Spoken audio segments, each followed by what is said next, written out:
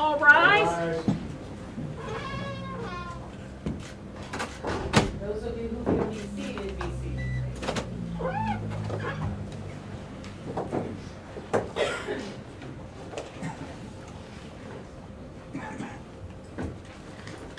These are case numbers 19 CR 0178 and 19 CR 101. Defendant D, State of Ohio versus Jay Brandon. He is present in court today, represented by Attorney Doc Walker. We are scheduled for sentencing. A pre-sentence investigation was completed, and we are ready to proceed to sentencing. Mr. Michigan. Thank you, Your Honor. Pursuant to our criminal rule 11F negotiations, the court is aware at the time of plea that the state and the defendant, Mr. Brandon, have entered into what's known as a joint sentencing recommendation or a joint sentencing agreement. I'm going to outline that again for the court on the record prior to sentencing. Prior to the sentencing, judge, at the appropriate time, the state has a number of representatives of the victim, as well as the victim, Sergeant Ackland himself here, that wish to address the court prior to the sentence being handed down at the appropriate time. Standing with him will also be some individuals that were there that day when he was injured. And so with that, Judge, I'm going to lay out what the state's understanding is of the joint sentencing agreement. And that is the state of Ohio, as to pursuant to the plea, count 1 is a charge of attempted aggravated murder, and count 11 that he pled to is a charge of felonious assault, both felonies of the first degree. Both the state and the defense recognize and agree and stipulate that those two offenses are allied offenses of similar import. They came from the one act of the defendant throwing the flammable material in the flames onto the officer that severely injured him. Therefore, being allied offenses of similar import, the state of Ohio is going to elect to ask the court to sentence on count 1, the attempted aggravated murder charge, felony of the first degree. Pursuant to our criminal rule 11F joint sentencing agreement, we are going to ask the court to impose the maximum sentence for that offense of 11 years in the Ohio Department of Corrections. Being that we elected on count 1, count 11, the felonious assault, will be a non-conviction on that count. Count 6, aggravated arson, also a felony of the first degree. Both sides stipulate and agree that that offense is not an allied offense of similar import to the others. Both sides stipulate and agree that that offense has separate identifiable victims and separate identifiable harms. When the defendant threw that fire, it got on other officers, it injured other officers, it injured clothing, it injured human tissue. Obviously, the most severe being Sergeant Ackland, but there are separate victims, and we, by agreement, agree that that offense itself is not an allied offense of similar import.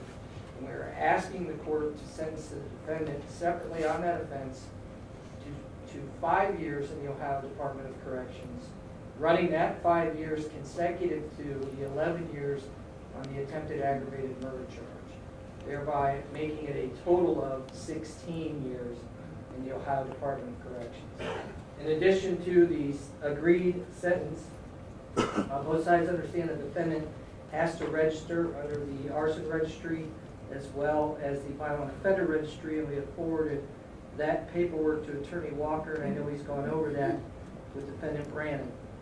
In addition, in case number 101D, we're asking the court to sentence him on the forgery charge and, pursuant to our agreement, run that sentence concurrent to the 16 years. That's the sum and substance of our joint sentencing recommendation, Your Honor. And at the appropriate time, I can go ahead and read into the record who is going to speak as representatives for the victim impact statement and call them to the podium. Go ahead and do that, please. Mr. Brandon, Mr. Walker, you can sit down. At this time, Your Honor, we're going to call to the podium Sergeant Ackland, who's going to be accompanied by his daughter, Jillian Ackland, his wife, Jose Ackland, and also standing to support him will be some deputies, as well as Officer Terry Monkovich from Neomed, Sheriff Dope, Deputy Matt Daly from the Portage County Sheriff's Department, Lieutenant Scott Wachowski of Portage County Sheriff's Department, Deputy Dolman. Also, retired Chief Bob Burgess is going to accompany Jim, and I believe he's going to read Jim's statement for him. Jim is going to be here, but it's a pretty emotional time for Jim. As you're aware, I think everybody in this room can attest that's worked with Jim. He's one of those officers that probably would have gave Mr. Brandon his own coat that day. If it was too cold out or Mr. Brandon needed something. He's the kind of officer that always treated everybody with human respect and dignity, which is probably why you see so many people here. Jim's just a hell of a nice guy, and to see him suffer in the way he did, and to be injured in the manner he was injured, just shocked us all. And I think that the show of support here just tell you what kind of guy he is. And I know I talked to him. He kind of wanted to speak, but he said he didn't think he could get through it. It's been a rough time for him, both physically. I know I've talked to him in preparation for trial. A burn is a terrible, terrible, painful thing. And the skin grafts he had to go through and the medical procedures, not to mention just the pain that day. It's ongoing for him, both physically and psychologically. But with that, I'd like to call those folks to the podium at this time. Go ahead and give the victim impact statement. Come on up.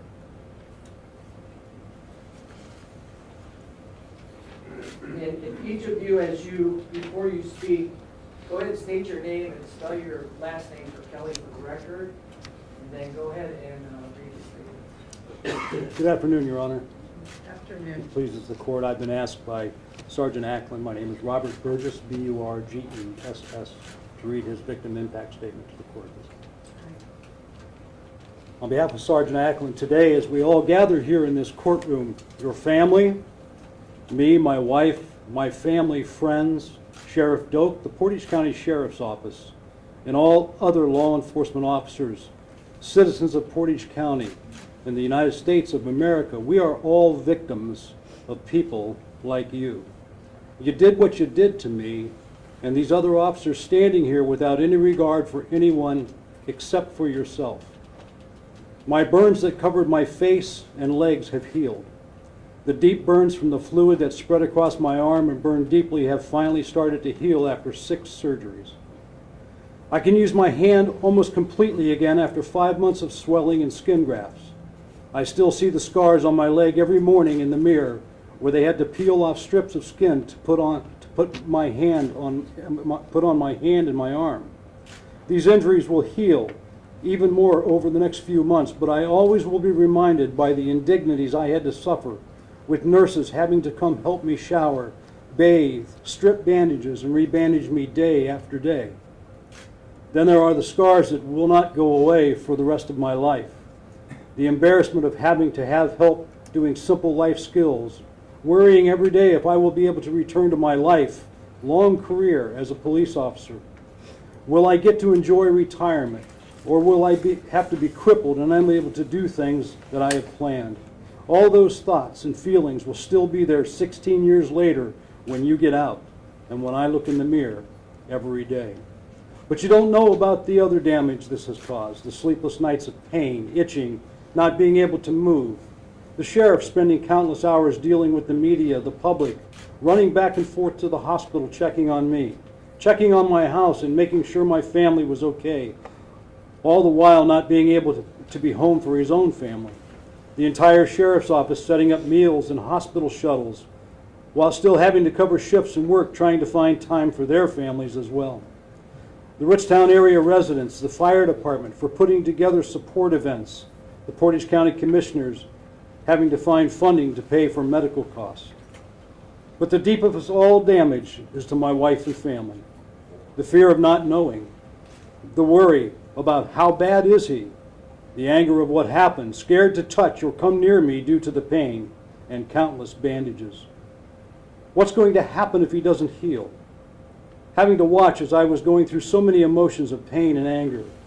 This is the real damage that you caused in those few quick minutes on that dark evening in that garage with the choices that you made. You made that choice, not anyone else. Not me, not these officers, not the friends that were outside, not the dispatchers on the radio, and not your family, but you and you only. So you remember that choice that you made over and over again and every day during these next 16 years. Sergeant Jim Ackland.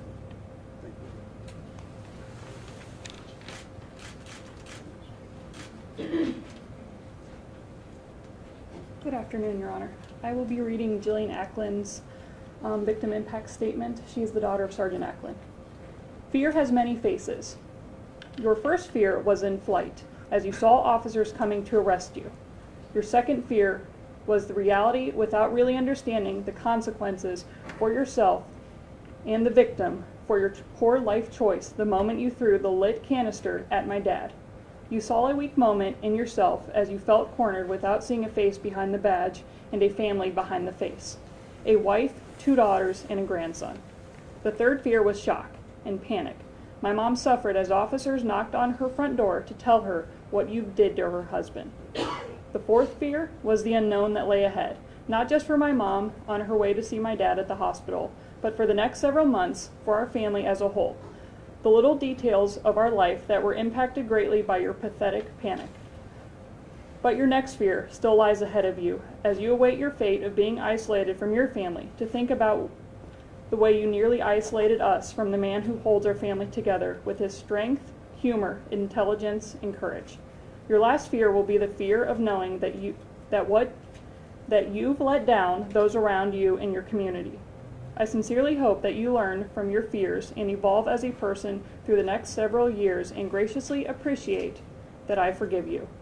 We've learned that nothing is more important than family and to have one another, that the outpouring love and support from such an incredible community can provide strength and determination, and that the ability to laugh and have a sense of humor can pull us through any tough situation together. Jillian Ackland, daughter of Sergeant Ackland. Thank you. Mrs. Ackland.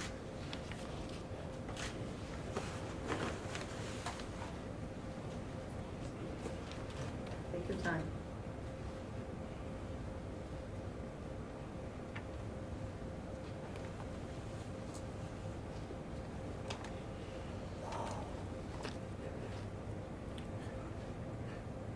No spouse wants to get that knock on the door that the loved one got injured. You really don't believe it, that it can happen until you get that knock. I did on Valentine's Day 2019. I will never forget that day. It all started with disbelief, then shock, all the way to the hospital, and the police cruiser. My mind was numb. I was numb. I don't even remember arriving at the hospital.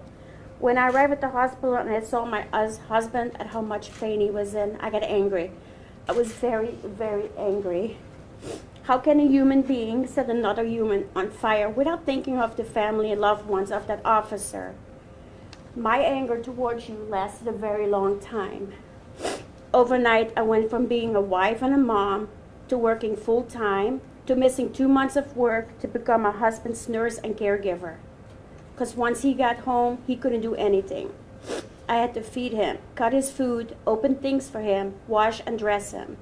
I was glad I didn't have to do the bandages, that a nurse came to our house to do it, because it was very gruesome to see. I had to see it when I washed him, and I almost fainted. For me, it was mentally, physically, and emotionally overwhelming.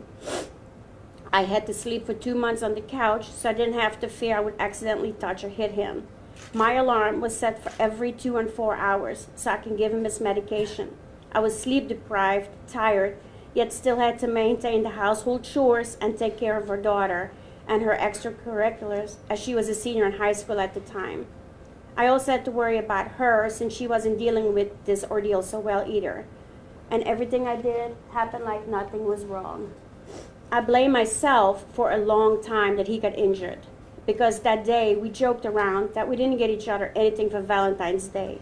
And I had not told him that day, please be careful and that I love you.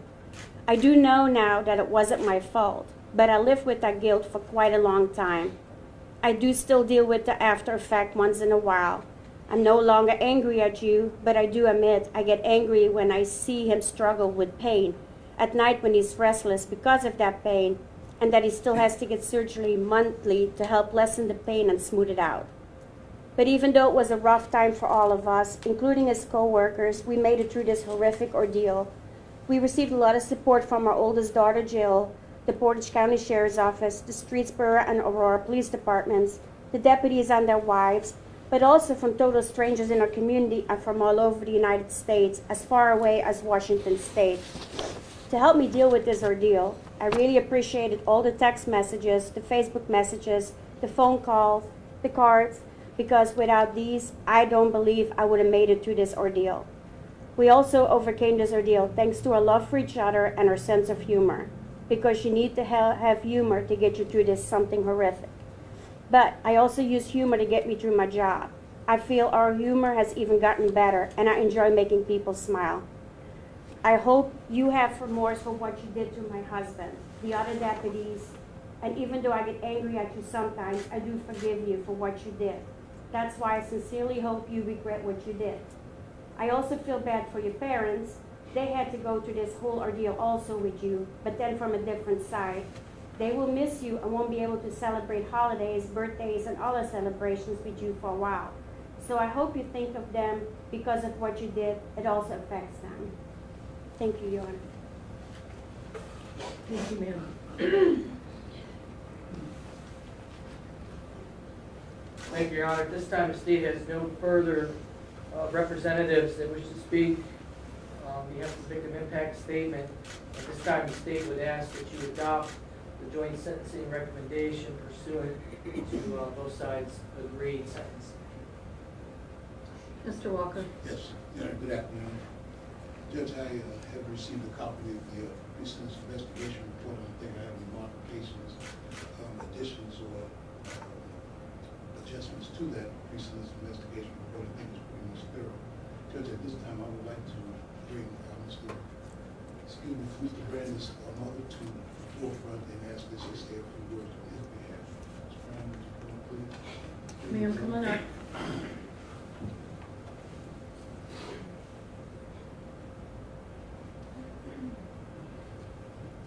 Please come up to the podium and give us your full name.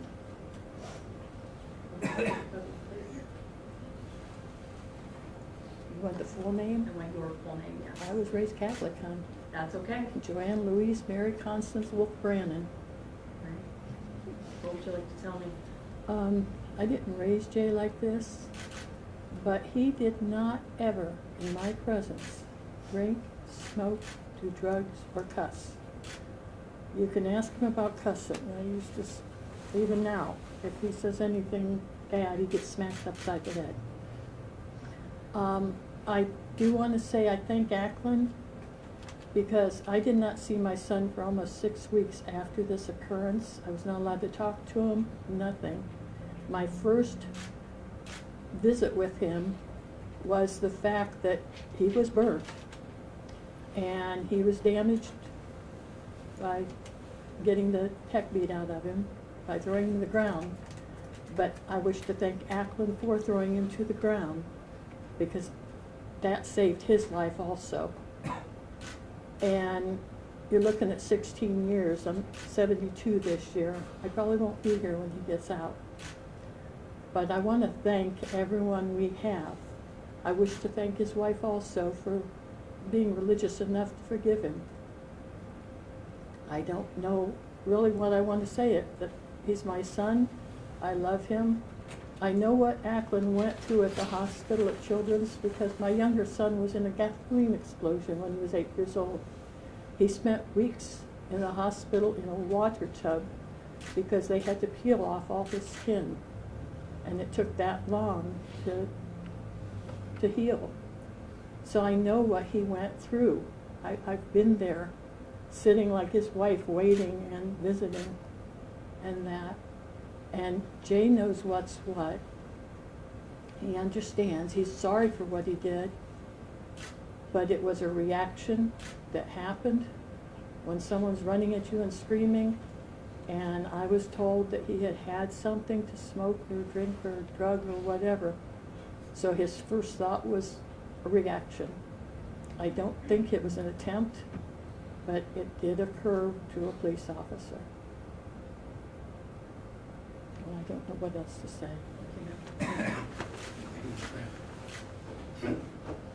Excuse me. I've had the occasion to work with Jay for about 3 years, and I've never known him to be a mean-spirited guy. I think that what might happen in this situation is that he had too much of the methamphetamine, the alcohol, and some things didn't go right in his life, so he was attempting to end his life, and things got a little bit out of control. I'm going to ask that the court permit Jay to speak on his behalf at this particular time. Thank you. All right, coming up to the podium, Mr. Brandon.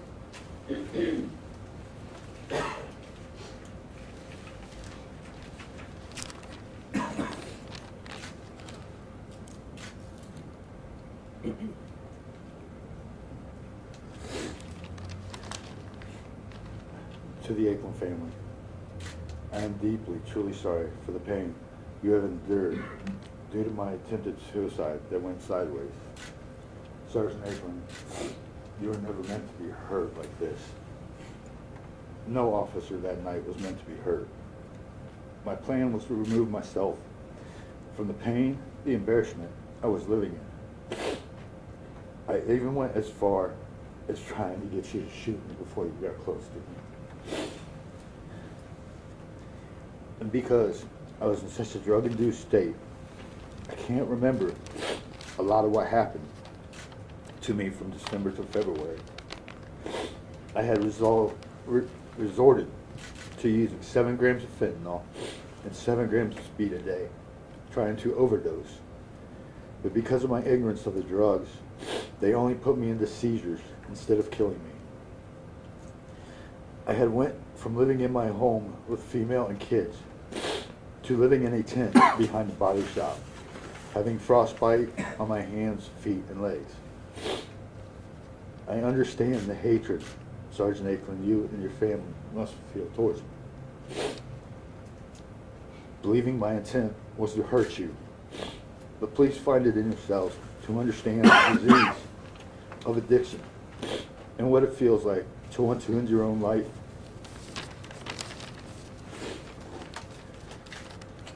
I had had kidney and liver failure and was swelled up and bleeding. In 45 years, I have never hit rock bottom till January 27th, the day I was born, when I was told my ex was pregnant by another after only being separated 3 weeks. I feel if I would have had a gun that day, I would have shot myself because I felt embarrassed, upset, and useless as a failure in all aspects of my life. The only things I have left in this life is a pair of burnt shoes, burnt jeans, and a shirt. But I have the most loving parents and friends who have forgave me to still show they love me and only wanted for me to come home. But my stupidity and pride would not let me tell them how low I had gotten and that I was living in a tent in the freezing cold. They have endured this disease of mine with me for 45 years, and still they stand by me. For when I am sober, I know I am a good person. I also want to thank the entire Portage County Jail deputies and COs who through the last 11 months have watched, studied, and said prayers for me and shown me that there's still humanity amongst people and that there is help for people like me in AA, NA, and RU. They have helped me to find a reason again to live. For if it was not for Sergeant Ackland's selfish act to save me that day, I would not be here.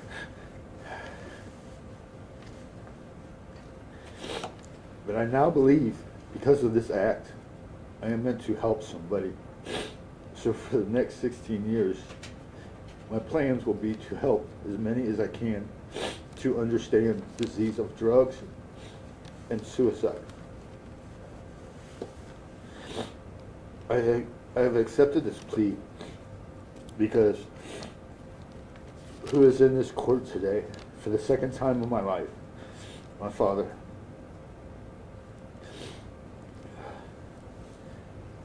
I've accepted this plea for him so I may possibly get that chance one more time to build that car or fix his roof. I thought if I was dead that day that he would be happier not having to deal with my disease or me. But that was so selfish in so many ways. Since last Monday, I have done nothing but sit and cry. For he held my hand and told me he loved me. So I have to do what I have to do in order to get better, to continue on fighting this disease. But for everybody involved, all the deputies there that night, I am truly sorry for what you had to go through and endure. I wish I could remember more that night, because it makes it hard not remembering. And to you, Your Honor, I am sorry that I have let you and the courts down, for you believed in me when I had lost who I was as a man. When I walked away from the life I had known for 30 years, I became lost and didn't know how to use the tools I was learning. But now that I've gotten clean and can think clearly, I can see the wrongs and the ways and what I had done this night. And the last is thank you to Mr. Walker and Mr. Jones, who through this have believed in me and told me so. So when I say I am sorry that I've never meant to do this, I truly feel remorse in every aspect. And if it wasn't for you, Sergeant, I wouldn't be here. So I do owe you my life. Anything further, Mr. Walker? And at this time, we'd ask that the court impose a sentence that the court feels is appropriate in this instance and follow the Rule 11 negotiated plea that we arranged a couple of weeks ago. We just ask that you be considered in the sentence that you impose. Thank you. I thank everyone who came up to speak, and I hope that through your victim impact statements, it's very clear to everyone in this room just how horrific this incident was. And Mr. Brannon, you're a coward. You're a coward. And I want you to look around this room and see bravery.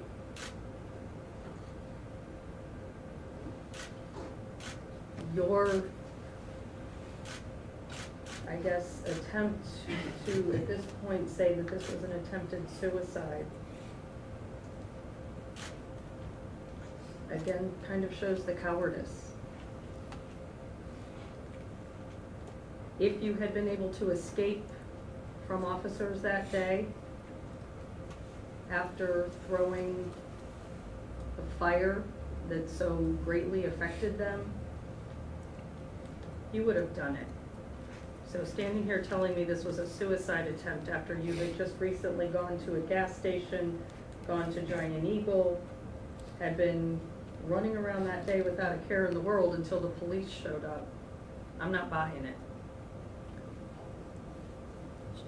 I am going to follow the recommendation of the state and your attorney and sentence you according to their negotiations.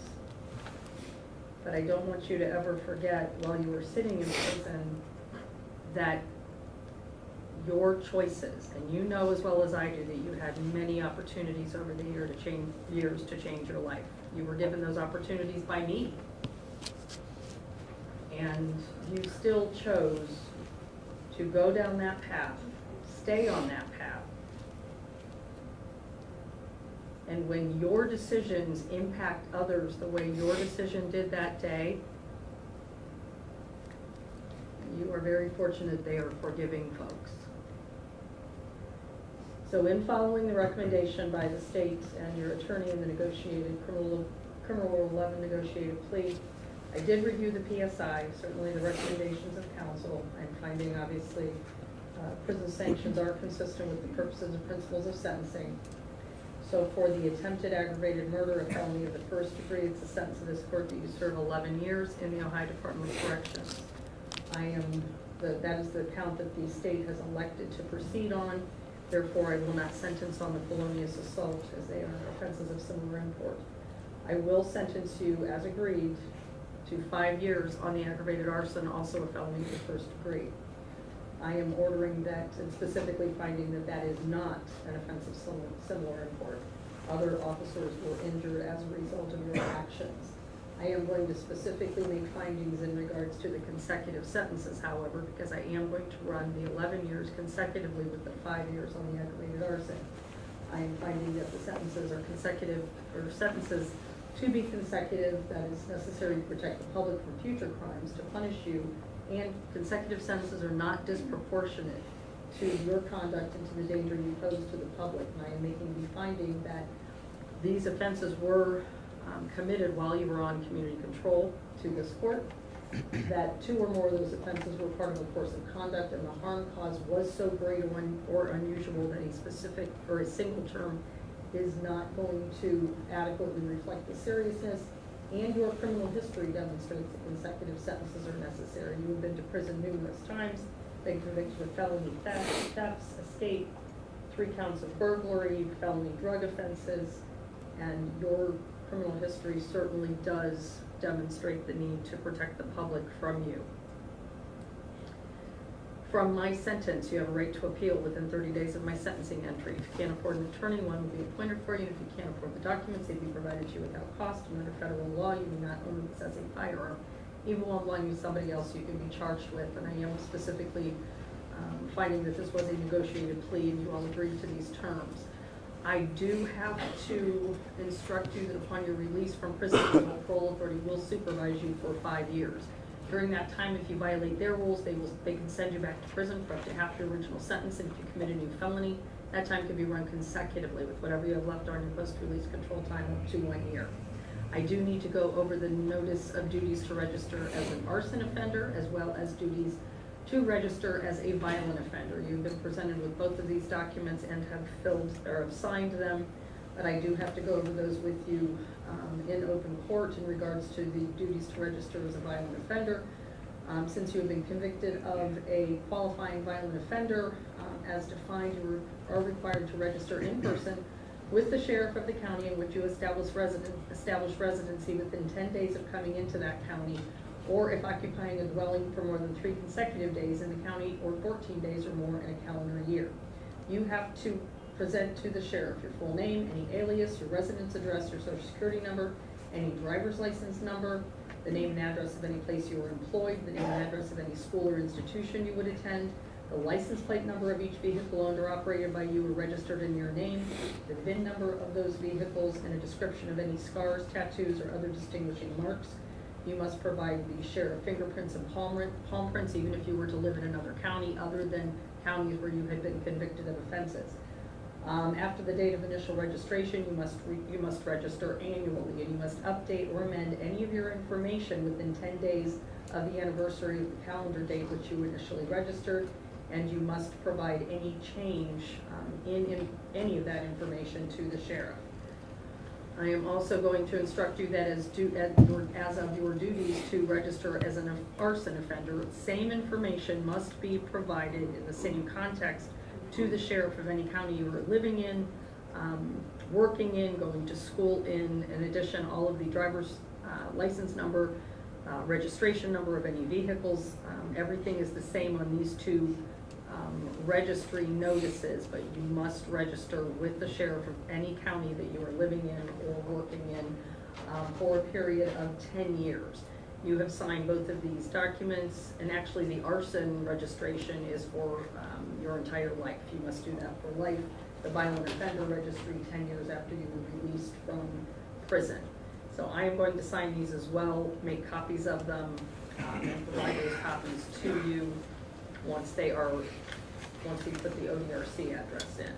So I will get those to you, Mr. Brandon. I am not going to impose a fine or court costs. I'm going to find that you are indigent for purposes of imposing any of those costs. Is there anything further from the state of Ohio? Yes, Your Honor, just pursuant to our criminal 11F agreement, 2019 CR 101, we also entered a plea of guilty to forgery in that case of 53. We asked for a proposed sentence of 12 months to run that concurrent to the 16 years pursuant to our previously outlined agreement. All right, therefore, and it was included, I guess. It wasn't a plea, he pled on the same day. He pled on the same day, it just wasn't actually included. This was part of the 11F negotiation. Right. So on that forgery, a felony of the 5th degree, it will be the sentence of this court that you serve 12 months in the Ohio Department of Corrections, but I'm going to order that that run concurrently, not consecutively, to the total of 16 years that you are going to serve in regards to the other case. I am going to give you credit for all the time you have served. I don't have that exact number, but the most updated number in the PSI was 333 days. I guess that is as of today. So you will receive 333 days credit towards the total 16 years. Anything further, Mr. Walker? Nothing further, Your Honor. All right, thank you. All right, thank you, Mr. Mishan. Thank you, Your Honor. We ask that everybody please stay. We'll release you in just a moment.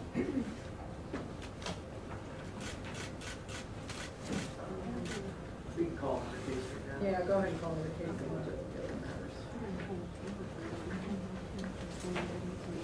Jonathan Canterbury.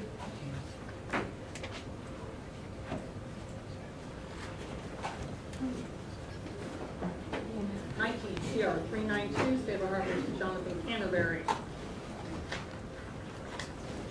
Good afternoon, Your Honor. Come on up, Mr. Canterbury. Mr. Canterbury is present in court today, represented by Attorney Kuba. We're set for a status. I believe he has been accepted into NeoCap. That is my understanding as well, Your Honor, if I may be heard.